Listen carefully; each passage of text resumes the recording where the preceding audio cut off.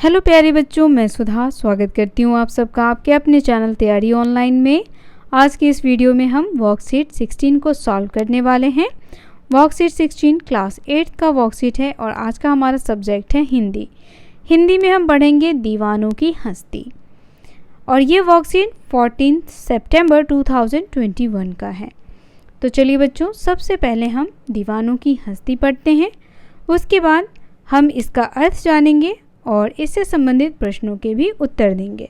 हम भिखमंगों की दुनिया में स्वच्छंद लुटाकर प्यार चलें, हम एक निशानी सी उड़ पर ले असफलता का भार चलें। तो बच्चों, दीवानों की हस्ती कविता की इन पंक्तियों में कवि कहते हैं कि ये दुनिया बड़ी ही स्वार्थी है। लोग स्वार्थ में इतने अंधे हैं कि बस भिखमंगों की तरह सबसे कुछ न कुछ मांगते ही रहते हैं। इसीलिए कवि यहाँ कहते हैं कि हम भिखमंगों की दुनिया में स्वच्छंद लुटाकर प्यार चले।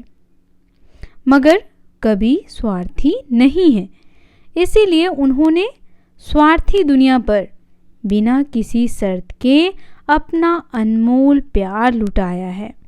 आगे कहते हैं, अब अपना और पराया क्या। कवि कहते हैं कि अब कौन अपना है और कौन पराया है। जो इंसान सभी से प्यार करता है उसके लिए सभी एक जैसे हैं।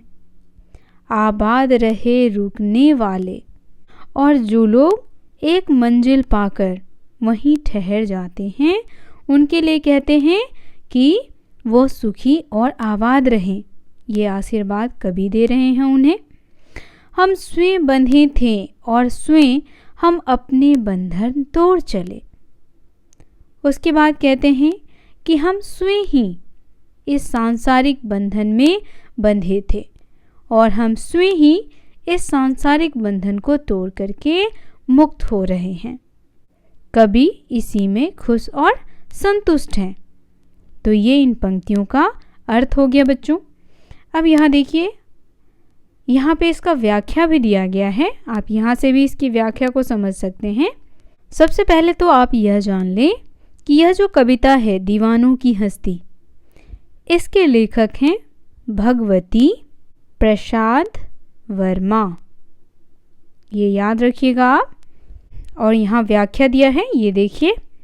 इन पंक्तियों के माध्यम से कवि कहना चाहते हैं कि हम कमी और शिकायतों का रोना रोने वालों के बीच बिना रुकावट प्यार और खुशियाँ बांटते चले हैं। यदि हमें कहीं असफलता, निराशा या हार भी मिली तो उसे भी सहर्ष स्वीकार कर हम आगे बढ़ेंगे। इन पंक्तियों में कवि कहना चाह रहे हैं कि इस यात्रा में हमने अपना और पराया का भेद मिटा दिया है। जो हमारे साथ नहीं चल सकते थे, जिनको एक जगह रुककर काम करना पसंद था, वे अपनी जगह रुके। हमने अपने लिए स्वयं के नियम बनाए थे और ज़रूरत पड़ने पर हम उन्हें तोड़कर भी आगे बढ़ें। अब यहाँ देखिए, कठिन शब्द दिया गया है उर। उर शब्द का अर्थ होता है बच्चों हृदय। आशा है आपने इन पंक्तियों के भावार्थ को समझ लिया होगा। आइए इन्हीं पंक्तियों पर आधारित कुछ प्रश्नों के उत्तर खोजते और लिखते हैं। पहला प्रश्न हमारा है, कवि लोगों को भिखमंगों की दुनिया क्यों कह रहे हैं। तो बच्चों, कवि लोगों को भिखमंगों की दुनिया इसलिए कह रहे हैं क्योंकि कवि को ऐसा लगता है कि यहाँ जो लोग हैं वह कैसे लोग हैं, स्वार्थी लोग हैं, जो सिर्फ अपने स्वार्थ के लिए ही जी रहे हैं। तो बच्चों, यहाँ आप इसका उत्तर इस प्रकार लिखेंगे, कवि लोगों को भिखमंगों की दुनिया इसलिए कह रहे हैं क्योंकि कुछ लोग इतने स्वार्थी होते हैं कि उनके पास जितना होता है वो उससे और अधिक पाना चाहते हैं। इसीलिए कवि लोगों को भिखमंगों की दुनिया कह रहे हैं। दूसरा प्रश्न है, स्वच्छंद लुटाकर प्यार चले, पंक्ति से कवि का क्या आशय है। तो देखिए बच्चों, यहाँ कवि जो हैं वह निस्वार्थ भाव से सबके ऊपर अपना प्रेम भाव लुटा रहे हैं। तो यहाँ आप लिख सकते हैं, स्वच्छंद लुटाकर प्यार चले पंक्ति से कवि का यह आशय है कि वह निस्वार्थ भाव से लोगों को प्यार करते हैं। ठीक है, तो सेकेंड क्वेश्चन का आंसर आप ये लिख सकते हैं। थर्ड क्वेश्चन देखिए। थर्ड क्वेश्चन हमारा है, स्वच्छंद शब्द का विलोम लिखिए। सबसे पहले बच्चों आपको यह पता होना चाहिए कि स्वच्छंद शब्द का अर्थ क्या होता है। स्वच्छंद शब्द का अर्थ होता है आज़ाद। तो स्वच्छंद का विलोम हो जाएगा नियंत्रित, यानी किसी का नियंत्रण होना। ये हो गया स्वच्छंद का विलोम नियंत्रण।